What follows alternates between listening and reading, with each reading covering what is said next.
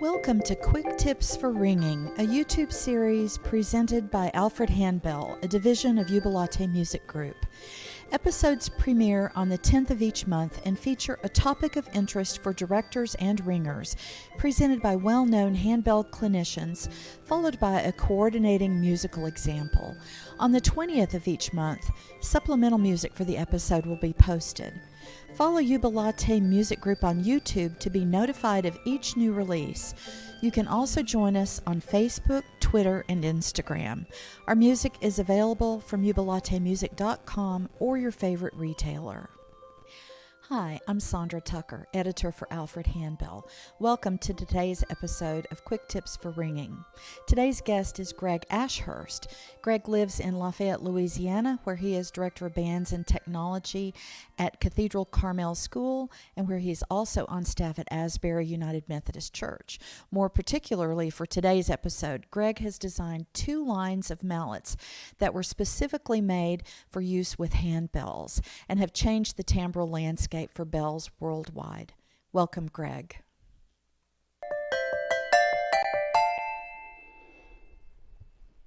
Hello. This lesson will discuss techniques related to using mallets on handbells. I will cover the grips, strokes, sticking, mallet rolls, and malleting suspended handbells and malleting 2 suspended handbells. We will start by standing with our feet about shoulder width apart, with your dominant foot slightly forward so you can move freely within the sagittal plane of your playing area. This will help when trying to play music with different dynamics, different timbres, and different techniques. Most malleting on handbells requires a 2-mallet technique. Unlike drums that give a stick rebound off of the drum head, there really is no rebound off of striking a handbell. While the grip is similar to a matched grip of playing drums, the difference lies in what the back 3 fingers behind the fulcrum do. The primary part of the grip is the fulcrum. Start with placing the mallet between the middle section of the index finger and the soft part of your thumb. The middle, ring, and pinky fingers wrap completely around the mallet. There should be no tension on the back fingers, yet at the same time, the fingers should remain on the mallet most of the time. The back fingers will not move at all, except when performing extremely fast passages that require more flexibility. There should be about 1 to 2 inches of the mallet sticking out from the back of the hand. Before we discuss the different strokes, I want to explain where on the handbell the mallet should strike. There really is only one acceptable place to strike the bell.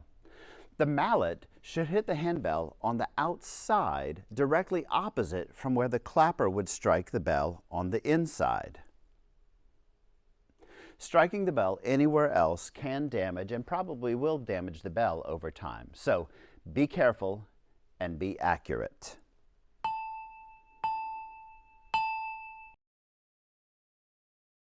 The basic strokes are initiated from the wrist. There is very little arm or finger movement for the 3 basic strokes. Each stroke should be relaxed. The piston stroke and the upstroke are the 2 main strokes for using mallets on handbells. The general premise behind the piston stroke is that the mallets start up, perform a stroke that is quick, and returns exactly back where the mallet started. Remember, the wrist does all of the work. The upstroke is the most common and is our default 2-mallet stroke. The upstroke is more relaxed and allows for more preparation for each note. The mallets should move smoothly from each stroke, with the head of the mallet never really coming to rest. Unlike the piston stroke, the upstroke may or may not use a little bit of arm depending on the dynamic level.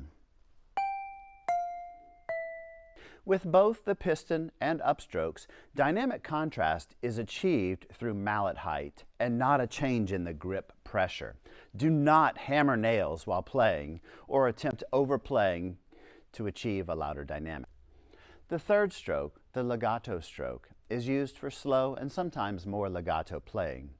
Rather than using only the wrist, this stroke employs the forearms and creates a much smoother and softer attack.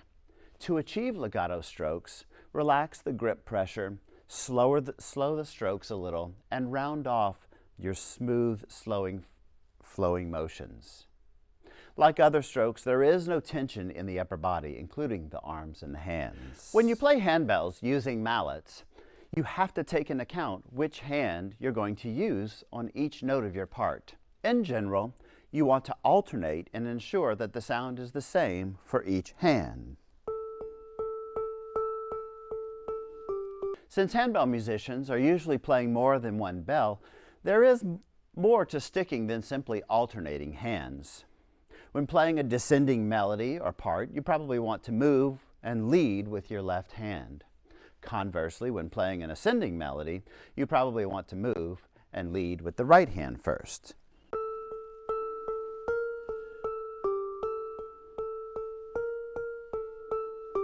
Sometimes you do have to repeat a hand so that you can get to the correct bell in the correct direction.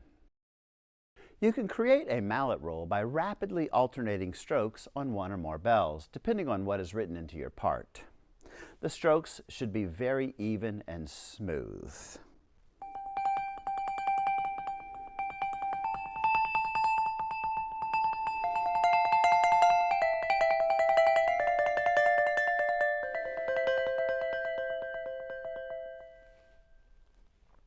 It's better to roll a little slow to achieve a good sound than to try to roll fast and get an unpleasant tone from the bells. Sometimes rolling too fast gives you too much of a rhythmic sound and not the good tone quality of the bell. On occasion, composers write music where they want the handbell to be struck with a mallet while suspended as opposed to a regular ringing technique. Basically, this creates one timbre of attack, and the suspended bell creates another. Sometimes we have to play two bells at once, and so we'll need to use a traditional cross grip or the Burton grip or even a Musser independent grip where we control both mallets. You can find those grips online looking up different marimba techniques. But to play two suspended bells, you'll want to change the direction of your hand so that you can use a good mallet technique. So you want to try to be able to strike both bells at the same time, which means you may have to change your grip just slightly and get a good sound as you play. A wealth of knowledge. Thank you, Greg. And now, if you're all excited to practice your new malleting skills, here's a new release from Alfred Handbell, Take My Life by Sondra Tucker.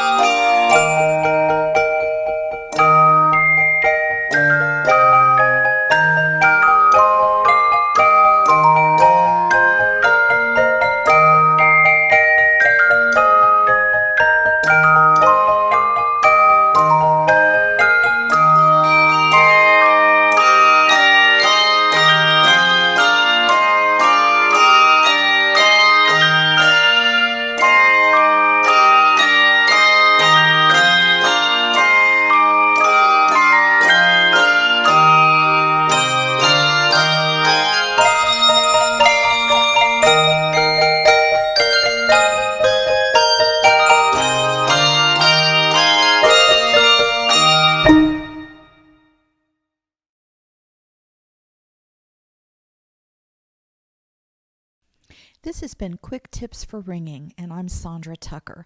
I want to particularly thank Greg Ashurst for sharing his knowledge with us today.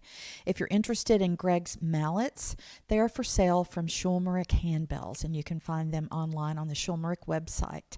Thanks, Greg.